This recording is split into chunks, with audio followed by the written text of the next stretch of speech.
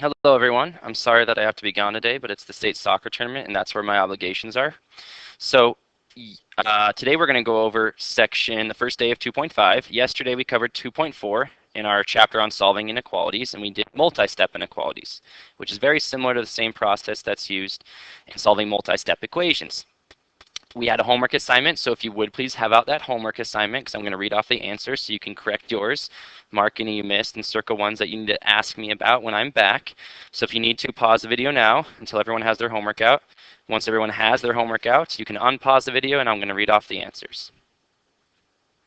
So here we go. Question number 3 was B. Question 6 is D. 7, x is greater than 5. 10, t is greater than negative 4. 14, r is greater than or equal to negative 12. 15, a is greater than or equal to negative 3. 17, m is greater than 3. 20, f is greater than 0.5, a half. 21, all real numbers. 23, there's no solution. 29, in the first step, they needed to use the distributive property. You could also say they didn't do same side first by subtracting the 6.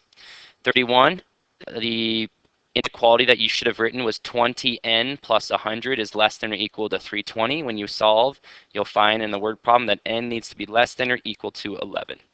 That was 2.4. Make sure you show all your work just like you do beautifully on the whiteboard questions.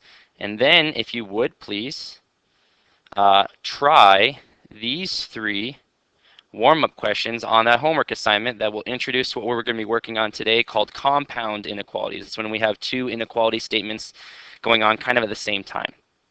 So the bottom of your homework, try these 3 questions, warm-up questions. Pause the video now for a minute. Once it's been a minute, you can unpause the video and we will go over it and then start with section 2.5 in the note packet. So pause the video now, please. Okay, welcome back. Let's go through it. If we go through the steps for solving, it's simplify, same side solve. Simplify means distribute first. You get 2x minus 8. That's all good. Then they added 8 to each side. And when you add 8 to each side, you'll just notice these cancel out. And I have 3x is less than 2x. And some people will say, oh, 3 isn't less than 2. That's false, no solution. The problem is you haven't gotten your variables to the same side. So you need to subtract 2x first from each side. When you do that, you'll end up with x is less than 0, which is a solution. You know, if I graph this, I pick any number to the left of 0, that's any negative number, and it'll work. So there is a solution. So that was the mistake. You hadn't had same side yet. Question 2 and 3 introduce what we're going to be working on today. The question is there a number which is a solution to this statement? Is there any number that is bigger than 4 and less than 10? Yeah, there's a lot of them. You know, 5, 6, 7. I could pick decimals too. 4.1, 7.8. 9.3. There's a lot of numbers that are greater than 4 and less than 10. What about, is there a number which is a solution to the following? What about if I ask, are there any numbers less than 4 or bigger than 10? Some people say no, there's no numbers that are less than 4 and bigger than 10, but it doesn't say and bigger than 10, it says or. I just need to be one or the other. So I can pick, you know, a number less than 4, 3, or negative 6, or I could pick a number bigger than 10, 10.1. 20. So any of these would work because all they need to do is they need to be either less than 4 or bigger than 10. So that's what we're going to be looking at today. Statements that involve and or statements. We call those compound inequalities. If you would please have out your note packet open to section 2.5. If you need to pause the video now until everyone has it out, feel free to do so, but I'm going to continue assuming that we're ready to go. So I'm going to introduce to you a little example of where these compound inequalities kind of occur in everyday life. And so this happened a few years ago at a Grizzly football game. The temperature at kickoff was 41 degrees. This is actually a picture of the game at kickoff. At halftime, it had dropped to 8 degrees. And here's a picture of the game at halftime. Looks like a blizzard. Can you write a mathematical expression for the temperature T at some point during kickoff and halftime? So I know 2 things. I know that the temperature has to be greater than 8 and less than 41. So I would say the temperature might be representing here is greater than or equal to 8 and is T is less than or equal to 41. Temperature is somewhere between 8 and 41, and it also included 8 and 41. If I want to, though, I could rewrite this as saying, instead of saying T is greater than or equal to 8, we talked about this before, I could write 8 is less than or equal to T. And t is greater or less than or equal to 41. The benefit of writing this is if you look this is kind of redundant here. I'm using the same t variable, so I can combine these two statements into one by saying 8 and 41. I'm just going to use a single t here and say, oh, it was less than or equal to 41, and 8 was less than or equal to t, because t was bigger than or equal to 8. This is how we can write an and statement. We'll practice this a little bit more later, saying the temperature was somewhere between 8 and 41. So I can write it like this, or I can write it like that. They mean the same thing, but in this bottom one, I only have to write t once. It's more efficient, and that's why we choose it in mathematics. So that's an example where we see a compound inequality in everyday life, anytime we have a temperature range. We're going to practice just graphing some. So this was the warm-up question. We're going to answer the question by graphing. So compound inequalities, that's the vocab word for the day. Compound inequalities are two separate inequalities that are joined by either an and statement or an or statement, an and or an or. That's what we're going to be looking at today. So the first part we're going to do is we're going to graph an and statement. We want to graph all of the numbers that are bigger than 4 and less than 10. So my key points are here 4 and 10, so you can make marks there. I want all the numbers that are bigger than 4 and less than 10. So if I graph bigger than 4, it'll look like this. I'm going to shade this way.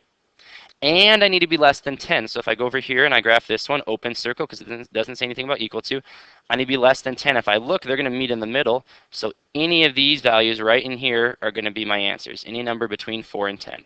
So that's where I had some decimals before. They don't always have to be integer values. So that's what the graph of an and statement looks like. It interconnects. Goes like that. Okay? An or statement looks like this. I want any number that is less than 4 or bigger than 10. So I graph them individually again. Less than 4 will be going this way. Or bigger than 10. Here's 10. Make it easier to see. Or bigger than 10. This is where it kind of shoots out sideways. It's kind of like the Sith lightsaber in Star Wars. So if I graph it, I get any value less than 4 or bigger than 10, and that's what the graph looks like. So an or shoots out either side, and interconnects in the middle. So an or shoots out, and interconnects like a segment, a bar segment. That's what the graphs of these things look like. If I want to translate from English to math, it'll look like this. The example here says a number p is greater than -2 and less than 3.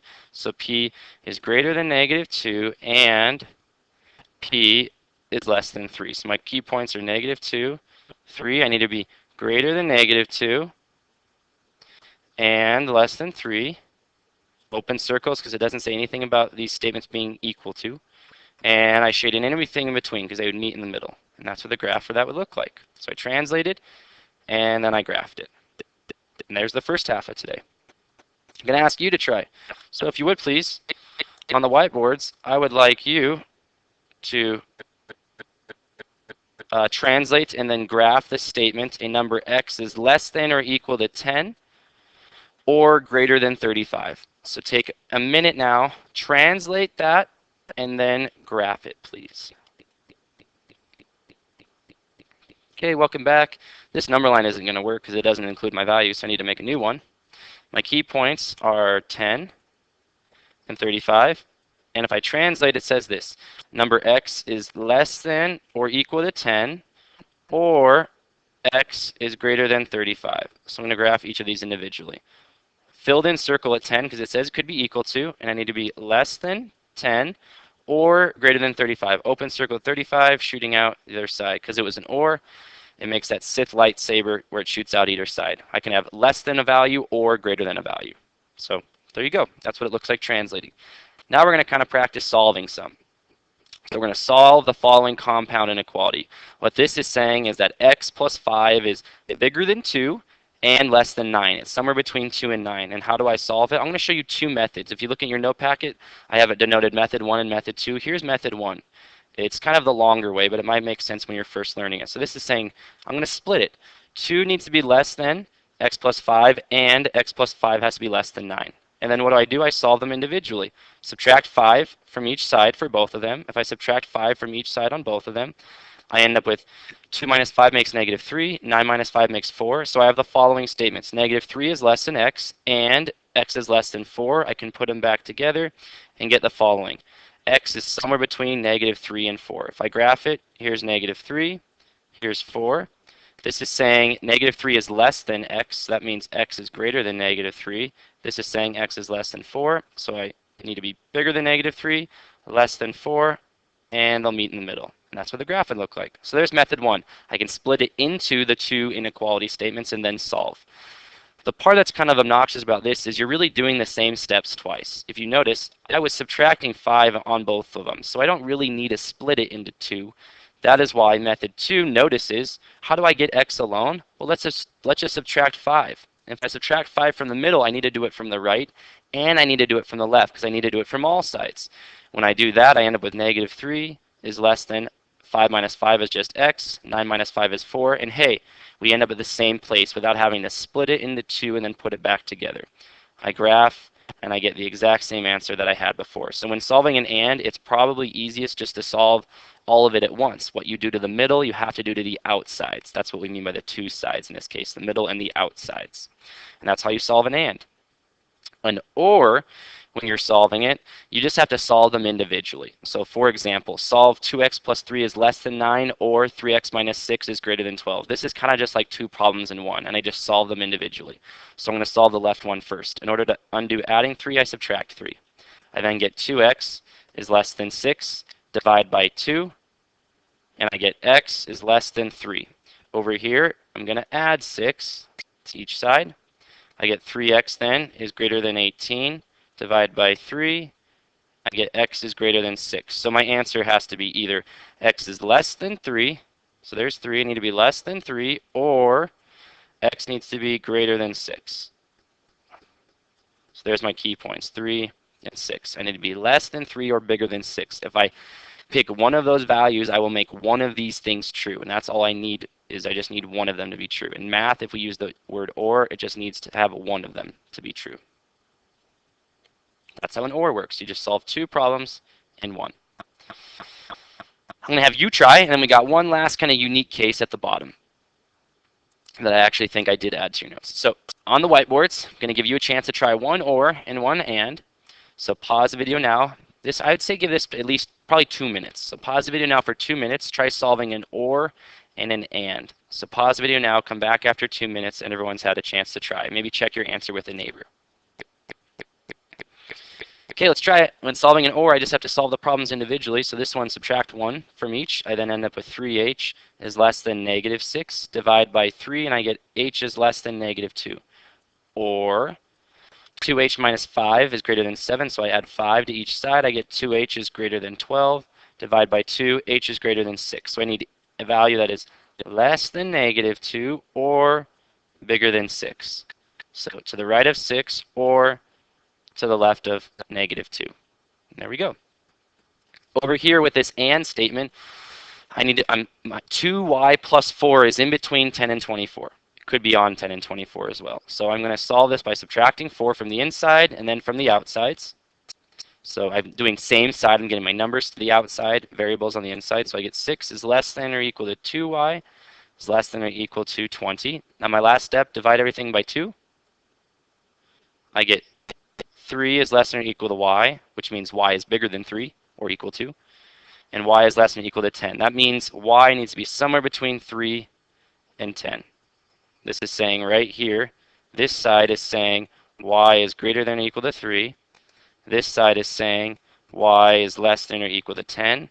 And when I shade these things in, I'm going to have going to the right of 3, I'm going to have going to the left of 10, filling in the 10, and I'll have anything in between. So there you go. That's what solving an OR and an AND is. Last one in the note packet. This is kind of a special case. Just be aware. This actually is in the notes. I did add it. Solving graph. So this is an AND statement. So I need to add 23. If I add 23 to -18, I get x is bigger than 5. And if I add 16 to this side, I get x is less than, if I add it, it'll be -6. So I need a number that is bigger than 5 and less than -6. The problem with this statement is there is no number that is greater than 5 and less than -6.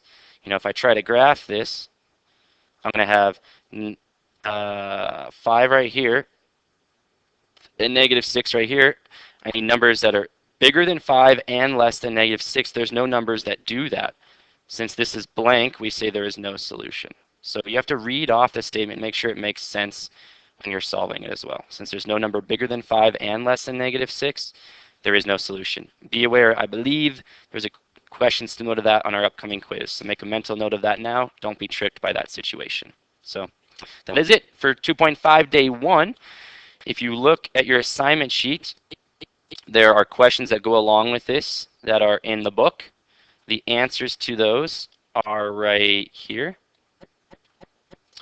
If you need to, you can leave the video paused right here so you can check your work as you're going through and working on it, because you have the rest of the period to finish this homework assignment. So you need to be working until you have it done, and then you can show your work to our guest teacher. Otherwise, have a good day, and I will see you when I'm back.